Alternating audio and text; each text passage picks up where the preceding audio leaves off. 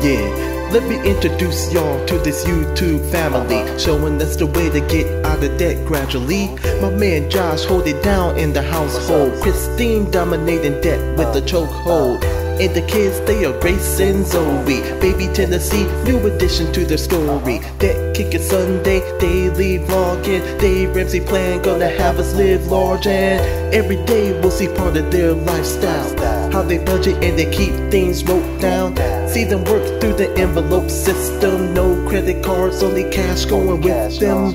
You will see how their family strives to survive with the budget plan, help us understand, and daily vlogs show us how to have fun. When you hear this song, let me hear you say, debt is done. Debt is done, debt is done, debt is done. Let me hear you say it louder.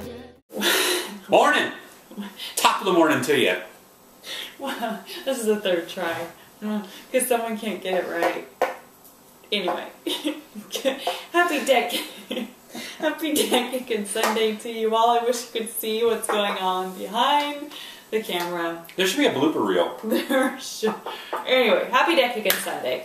We love you. We love that you trust us with your life, with your comments and questions. And so if you guys have any more, leave them down below. We'll do our best to get to them next weekend.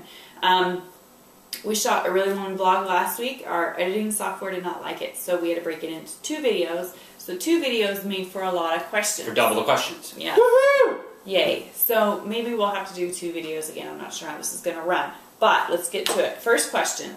My husband and I live on a military base, and his paychecks get sent to his USAA bank. There are no bank branches where we live. Therefore, what do you suggest we do with extra cash? Since if we want to put it back in the bank, you would need a cashier's check, which is about $1.50 each check. So that can be costly. So, what I would recommend is do your budget. Only pull out the money that you need to do for your envelopes. I mean, we don't pull money out of our bank account and then put a ton of money back in. We only pull out what we need. So, my suggestion is if you pull out extra on accident, maybe wait till the end of the month. That way, if you only have to pay the $1.50 to put the money back in, you've gone all month and you have it all together. However, if you're a free spirit like moi, that could mean spending money. But only take out what you need. Only take out what you need. Okay, your next question. I'm also starting a budget in the envelope system, yet I'm having a hard time deciding how to budget for items such as gas, pet, and groceries. How do you handle the items that did not have a set monthly payment? That was, like, the gas and groceries was just trial and error. Like, you sat down in 1 month and we were just like $50 a week in gas. So we tried it for a month to see if $50 in gas was enough. And then if it wasn't, it would be, well, we had too much, let's do $40 a month, or next month we did $60. You just adjust. It takes, to do a good working budget takes like 4 months to get in. At least. At least. If you've never done a budget before. So yeah, especially groceries. They have, you know, up and down. So it's, you know. It's a line item in your budget, and yeah, you just adjust it as needed. But don't give yourself too much, because then it will pull away from your budget. And your baby steps and your snowball. So, thank you for the question. Here's my dilemma. Dun dun dun. I added that. She didn't write that. My daughter, husband, and I are currently living with my 3 in-laws to save money. We feel it's a toxic environment for my daughter to be around my brother-in-law. We are on baby step 2 with years to go. We really want to save our extra dollars to get our own house in the next 6 months versus renting or keeping our baby around so much swearing and abuse, but we also feel like we should stay loyal to the baby steps. What do you think? This is a terrible question. I mean, it's a good question. Yeah, it's just a terrible situation. Okay, well, how I'm going to answer, I don't know how you are. Well, I'll see. Your family's safety is #1 priority. Yeah. Above all baby steps. I'd agree to that. So, if you have to pause baby steps to get you out of that environment, pause your baby steps to get you out of that environment. Yeah. And just rent as cheap as you can. You don't have to buy right now. You're not in a place with so much debt where you can afford to buy a house, because a house is debt. And not just your monthly payment debt, but liability debt. Like if there's a leak in the roof and if the water heater goes out. I mean, costly things. So if I was you, I would keep my family's safety #1 priority, move into a cheap rental so that will allow you to work your baby steps still. And then save up for a house when the time is right. Don't rush into a house just because you want. Technically, Pay cash for your house. Yeah, and you know what? You pay cash, but there's nothing wrong with rentals, you guys. No. If you keep it, within reason, nothing. Renting is almost better than buying in many cases. I'm just saying. Okay. That was Rosa. Thank you for all of your tips, ideas, wisdom. We will be starting FPU soon. Sweet. My question is, can you get out of a leased car? Oof. I believe we have 2 more years, but we could use that monthly payment. Is that even possible? You're going to have to look at your there's paperwork. A buyout. Yeah, you're going to have to look at your option. paperwork when you bought it, because I think there's a formula buyout. It's going to be expensive. Yeah. That's why you don't do leases. Yeah. But look at the paperwork you signed when you leased it, because everything will be in there. I doubt they highlighted it and started it and said, here's what you need to read, because it's one of those things they don't want you to look at. I'm sure it's probably on the back page, on the bottom corner in like size 1 font that you can't read, but you need have to find it. You need to read the contract. And yeah, you could buy yourself out of it, but oh, yuck. Sorry. Yeah, note to self: don't do leases. I'm sure you've heard. I'm sure you're kicking yourself. Okay, I do all of my major bills online and our bank is not in the state we live. I want to use this program, but it would cost us more to withdraw money every payday than doing it online. Can I use the same system online somehow? I have a question for you. Why don't you get a bank where you live? Yeah. Unless you're military, but still, you should be able to withdraw money every payday without being charged for it. Well, if it's not in the state, what they're saying is they probably have to go to an ATM at a different bank, and that's what it's costing them money to take. Just switch your banks. Even if you've been with them for 100 years, dude, that's easier than having to complicate things. And can I use the same system online somehow? I'm assuming that's a Dave Ramsey system. All you need, I think, is access to your bank online. I mean, you have that, clearly, but I mean, you can do the system any way you want to, as long as you can get to your bank account, your money. You could do it in person, you could do it online. But I don't know how you would stuff envelopes online, if that's your question. Yeah. I'm not sure how that Maybe give us further detail of what you're trying to accomplish. And leave us a comment and let us know why having a bank in the same state is not a possibility. Yeah. Okay? We need more. But thank you for the question. Yes. Can you explain why you dislike student loans so much compared to a house mortgage? This is perfect after we just made that mortgage comment. A house loan may last longer and you have and you have to pay so much interest on it. Aren't all loans terrible? Our house loan is our only debt, but I hate looking at how much we have to pay for the interest, even after years of paying a little extra on the principal each month and lowering the interest rate. Do you hate your house loan too? Absolutely. It is the devil, of course, because the house loans are the worst because they're huge. But see, here's the good thing. I hate it so much that it keeps our intensity focused on where we're at on the baby steps to get to that step to where we can just sock all of our money towards the mortgage to get rid of it. And we've even motivation. Last couple of weeks had dream sessions on how we could pay our house off. Yeah, so extra income we can develop and get and to get this thing paid off. But yeah, we don't like it. No, we're in the same boat, sister, and it's good. That little voice of reason is good to hate your mortgage. Something's wrong. You want to own it. You don't want the bank to own it. Okay. I really enjoy your videos, and they are helping me start my envelope journey. I am far behind in the savings game. I have 2 kids, a 14-year-old and an 11-year-old, 14-year-old son and 11-year-old daughter that have no direction in savings either. Do you think you could do a video talking to kids? I feel as though I am just getting into the swing of this and don't feel comfortable enough teaching my kids when I am a little unsure myself. Thanks for any help, tips, advice you may have.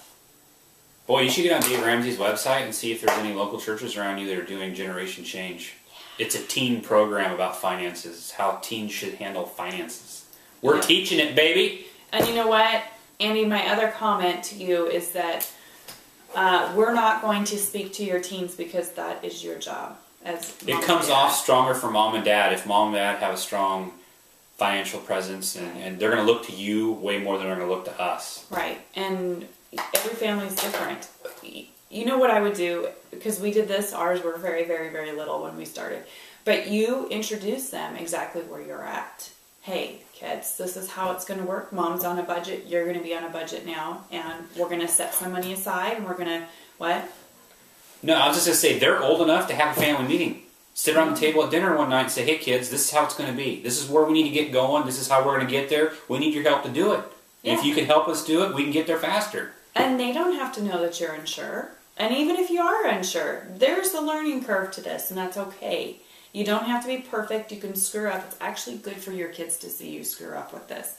Because it shows them that you're human and that you're going to make mistakes. But you can fix it. That's the best thing about this whole thing is it's trial and error on a lot of it. That's right. So don't be so hard on yourself. Have faith that you can be the leader of your family and show your kids the right way to handle money and set them up for a much better future. So good luck with that. Good question. Thanks. Okay, so next video. You lost time. Dude, kill some time where I switch to Okay, so you have 2 questions. Now I have a question. You mentioned that you will be saving for your kids' college in baby step 5. So will you pay for your kids' college and still expect them to work? Or what are your plans concerning that? Thanks. Love you guys. We love you too. Oh, that's a good one. That is a good one. Yes, we are saving. We will be in the next baby step. Couple baby steps saving for their college. And yes, we will expect them to work. We will expect them to work not just during college. We will expect them to work around 14, age 14. Yeah, as soon as they're old enough to get a job, they can go wash dishes, they can go cut boxes up at a grocery store, they can do something. Because I'm a firm believer on a little responsibility. Yes, and we totally will help them with college. Absolutely, as long as they always have a job. Yeah. Obviously, our kids, the way their ages are staggered and where we're at in the program, obviously the younger kids are going to benefit more than, say, the older kid. Tennessee's going to have it made. But we're still going to have to work. Yeah, still going to have to work. All going to have to work, but we're going to do our best to give them everything we can to get them to help through college. But they are going to be expected to haul some weight, too. Yeah. Have a It's job. It's good for you. Builds character. So is this your own? Yes. You often talk about getting a beater car for like $500, but do they save you money if they are constantly breaking down? We have had a van that was paid for, and we kept putting money into it hand over fist, and it still wouldn't run for more than a couple weeks before it was broke down again with a new problem or a reoccurring old problem. After putting over $1,000 into it, we finally just parked it and are using a borrowed vehicle, I assume. Bummer, dude. That is not a fun. But you know what? You take that risk when you spend $500 on a car. And I think by a beater $500 car, we mean like where a fantastic opportunity opens up. Maybe a grandma within your church or a friend of a friend. Yeah, it could be, you know, a Buick that's 25 years old, but it may only be $500. It's not exactly the ideal car, but it's a reliable, good enough car to get you through. And what I would recommend is if you're in a position where you have to go buy a $500 car, spend 2 hours on the internet and just look at reviews of specific cars that you're looking for. Like if you're seeing a lot of Honda Accords that are $500, look at the reviews for Honda Accords. If you're seeing a lot of Buicks or Chryslers or whatever, just look at reviews. That will save you a lot of headache because you're right, there are a lot of cars out there that have nothing but problems. But then again, I know several people, a guy that I work with has paid $500 on a car, and I don't think he's put $5 in that car in like 5 years because it was a better, older car. And then what he does when that $500 car breaks, because it does, he takes it down to the metal recycling. He takes that $500 car, gives it to them. They pay him like $250 to recycle it, and he only has to pay like $200 for his next $500 car. Isn't that awesome? So, I mean, just spend a couple hours and research what you're thinking. And get creative. Think of the people that you know in your circle that may not want a car. I mean, we were just offering a $10,000 truck. It was worth $14,500 just because of somebody we knew. Of course, we passed. We did not buy the truck. But opportunities. There are opportunities. They come a-knocking. Okay. Can you please tell us how to deal with 2 free spirits? Who gets on board? How do you just put your foot down? We are a family of 7 and have done FPU but couldn't hold on soon after it was completed. Oh boy. You guys. Well, one of you has to put the big boy pants on. And you both have to be tired of your situation. Yeah. You have to want to change. But that's hard, being 2 free spirits, but one of you is going to have to step forward. Or both. That'd be cool. That'd be cool if you guys did both flipped and you're both nerds. I mean, I think I was a free spirit, but I am a converted free spirit, right? Sure. I mean, I hate shopping now, and that was what I killed time doing. So you both get on board is the answer to that. If you're tired, But if you've done of living FP this before, way, you know what you need to do to get there. you know what you can do if you've done it before? You can Lead it. Lead it. Yeah, buddy. That is the best fire under your rear you will ever get. Ever, ever, ever, ever. So, go lead a class. Don't you love our advice? Let's wrap this up, Lauren. Wrap it up. Okay. Okay. So that would be what you'd call end of part 1. Yeah, we're out of time, you guys. So we'll do another video, and I'm just thinking. That's awesome. You get to see us twice. Fantastic. Twice is nice, right? That's right. You're a poet, and you Didn't know it. Later. See you. Peace out. Yeah, I just did that.